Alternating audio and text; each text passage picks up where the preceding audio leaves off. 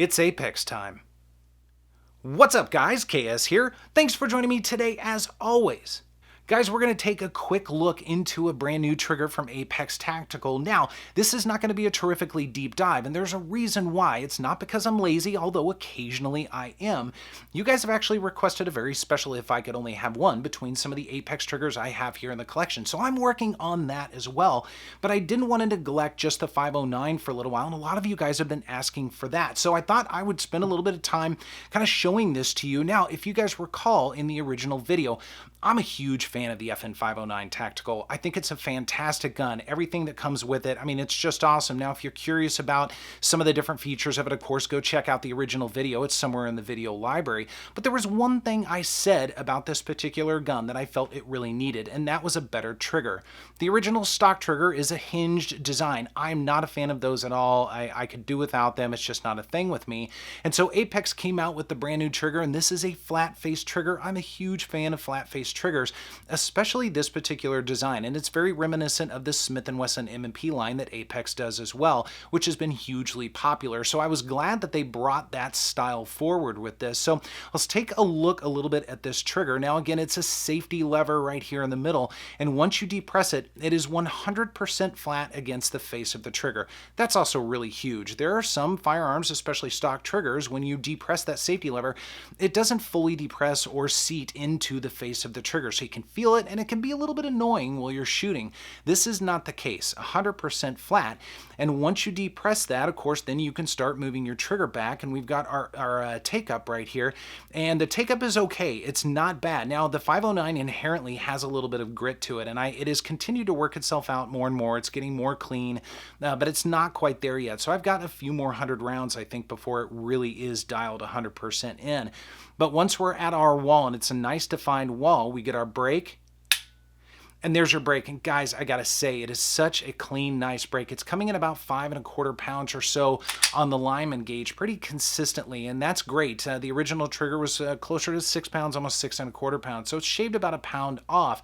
But it's not so much about the poundage as it is the distance of travel. This trigger just doesn't travel nearly as far, so we'll kind of dive into that more in a moment.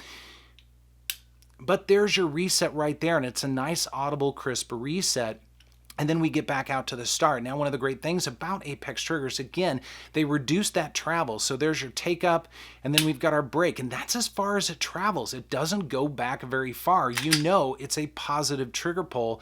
And then your reset, again, that distance is shortened up quite a bit, and then you're back out to the start. So you can really run this gun a lot faster, I think at least, than the stock trigger. So I like that quite a bit. Now, it's funny, there are only 2 parts that came with this trigger. Now, it's going to be the trigger bar and trigger shoe, and then a different sear that you have to put in. Now, I did the install myself, and I have to say it was a little bit of a pain. The first pin is quite challenging to get out. The rest of it wasn't quite so bad at all, but I beat up that first pin pretty good. Now, one nice thing, Apex, if you don't want to do it, and you don't want a gunsmith to do it, or you don't have one that will do it, you can send your gun to Apex, and they will actually install it for you. There's more information on their website, which I'm flashing down below. So if you're curious about that, they will definitely do it, and I'm sure do a much better job than I could. But again, it works, and it works fine. So I'll show you this pull one more time. Again, we've got our take up, and we've got our wall right there, and that break just feels fantastic. It really does.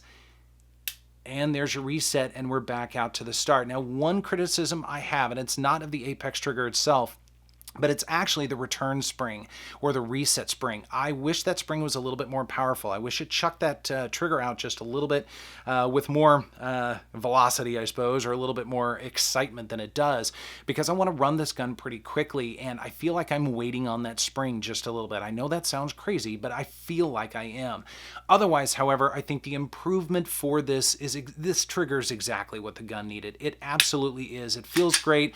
High quality trigger, as all Apexes are. They're heavily tested. They're basically battle proven, so to speak, and I certainly trust them. So Apex did a great job with this for sure. So guys, again, I just wanted to bring this to your attention and kind of show you this trigger. Again, there's an if I could only have one with all the Apex triggers on the way very soon. You guys have asked for it, and I'm kind of curious about that as well. And it's an excuse to go back and play around with the M&P a little bit more, play with this a little bit more, and certainly the Glocks, of course. I never need an excuse used to shoot those, so I'm excited about that. But guys, be sure to sound off down below. Let me know your experience with the 509 or maybe the FN, some of the other FN striker-fired guns, and if you've put an Apex in there, what you think about that. I'm really curious, your experiences with that. So be sure to sound off. Love talking with you guys. Thanks so much for joining me, and I will see you next time.